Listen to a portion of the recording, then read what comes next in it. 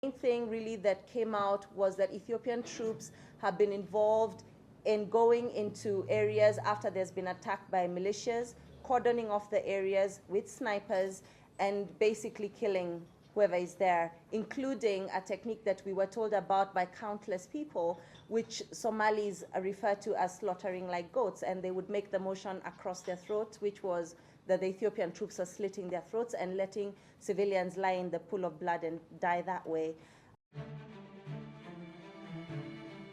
The year is 2006. Somalia, a nation on the Horn of Africa, is grappling with the ghosts of a collapsed state. The echoes of civil war reverberate through its streets, leaving a power vacuum in their wake. Warlords, armed to the teeth, roam freely, holding sway over their fiefdoms. A fragile transitional federal government clings to power, desperate for a semblance of control. But amidst the chaos, a new force is emerging, the Islamic Courts Union. This alliance of Islamic courts, initially focused on imposing order through Sharia law, quickly gains popularity, filling the void left by the absent government. The international community, wary of the ICU's growing influence and potential links to extremist ideologies, throws its weight behind the TFG. Ethiopia, Somalia's neighbor to the west and a key U.S. ally in the region, watches with growing concern. The ICU's rise, coupled with its alleged support for anti-Ethiopian insurgents, sets the stage for a dangerous confrontation. Somalia, caught in the crosshairs of regional power plays and its own internal struggles, teeters precariously on the brink. The winds of war are blowing, and the nation braces for another storm. With the backing of the United States, eager to counter the perceived threat of Islamic extremism, Ethiopia makes a fateful decision to invade Somalia.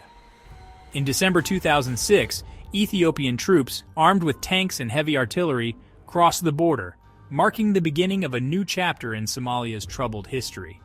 Their objective to crush the ICU and prop up the faltering TFG. Ethiopian forces, battle-hardened and experienced, advance rapidly. The ICU, outgunned and outmaneuvered, crumbles under the weight of the Ethiopian onslaught. Within weeks, the Ethiopians capture Mogadishu, the Somali capital, sending shockwaves through the region. The ICU, fractured and defeated, melts away, its leaders disappearing into the hinterlands. But the Ethiopian victory is short-lived. Their intervention, intended to restore order, instead ignites a firestorm of resistance, fanning the flames of a conflict that will engulf Somalia for years to come. The Ethiopian invasion leaves an indelible mark on the Somali psyche, tearing at the fabric of an already fragile society. Civilians caught in the crossfire bear the brunt of the violence. Homes are reduced to rubble, businesses shattered, and lives upended. The streets of Mogadishu, once bustling with life, transform into desolate battlegrounds, littered with the debris of war and the stench of death. Families flee their homes, seeking refuge in overcrowded camps, their lives ripped apart by the relentless cycle of violence. The International Committee of the Red Cross reports a staggering humanitarian crisis, with hundreds of thousands displaced and countless others in desperate need of food, water, and medical care. Hospitals, overwhelmed by the influx of casualties, struggle to cope with the sheer scale of human suffering. The wounds inflicted by the invasion run deep, leaving behind a legacy of trauma and displacement that will take generations to heal. As the dust settles on the initial invasion, a chilling picture begins to emerge of the human cost of the conflict. Human rights organizations, including Amnesty International and Human Rights Watch, document widespread abuses committed by all sides. The main thing really that came out was that Ethiopian troops have been involved in going into areas after there's been attacked by militias, cordoning off the areas with snipers, and basically killing whoever is there, including a technique that we were told about by countless people, which Somalis refer to as slaughtering like goats, and they would make the motion across their throats, which was that the Ethiopian troops were slitting their throats and letting civilians lie in the pool of blood and die that way. Reports surface of extrajudicial killings, torture, and indiscriminate shelling of civilian areas. Ethiopian troops accused of using excessive force face accusations of war crimes. The TFG, weak and reliant on Ethiopian military might, struggles to assert its authority and prevent abuses by its allies. The conflict takes on an increasingly brutal and sectarian dimension, with Ethiopian troops accused of targeting civilians based on their clan affiliation. The violence exacerbates existing clan rivalries, further fracturing Somali society.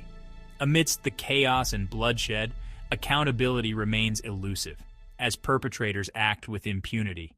The international community, preoccupied with the so-called war on terror, largely turns a blind eye to the unfolding humanitarian catastrophe.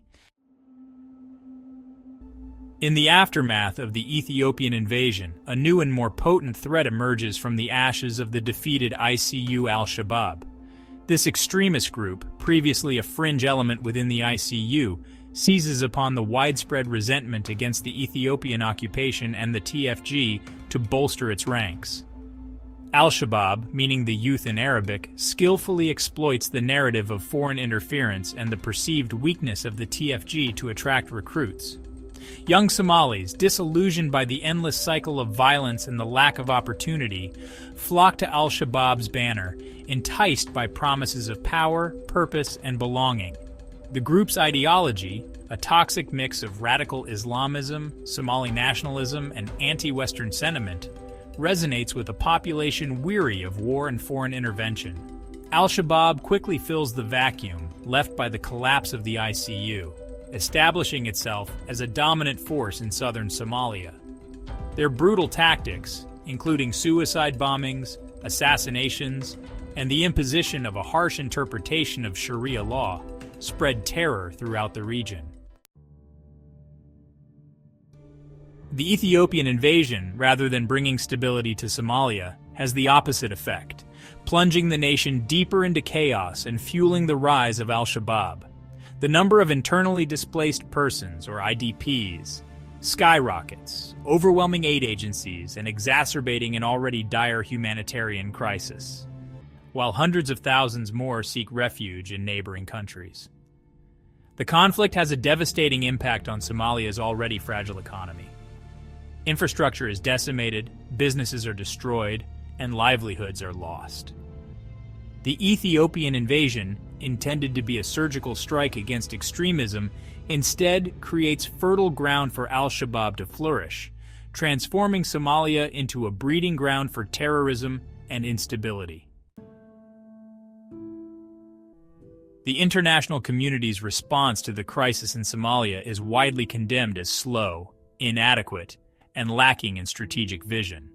Preoccupied with the wars in Iraq and Afghanistan, Western powers fail to grasp the gravity of the situation in Somalia and the potential consequences of al-Shabaab's rise. The African Union mission in Somalia, or AMISOM, deployed in 2007 to support the TFG, is chronically underfunded and under-equipped, struggling to contain the escalating violence. The UN imposes an arms embargo on Somalia, intended to curb the flow of weapons to all sides, but the embargo proves largely ineffective, with arms continuing to pour into the country, fueling the conflict.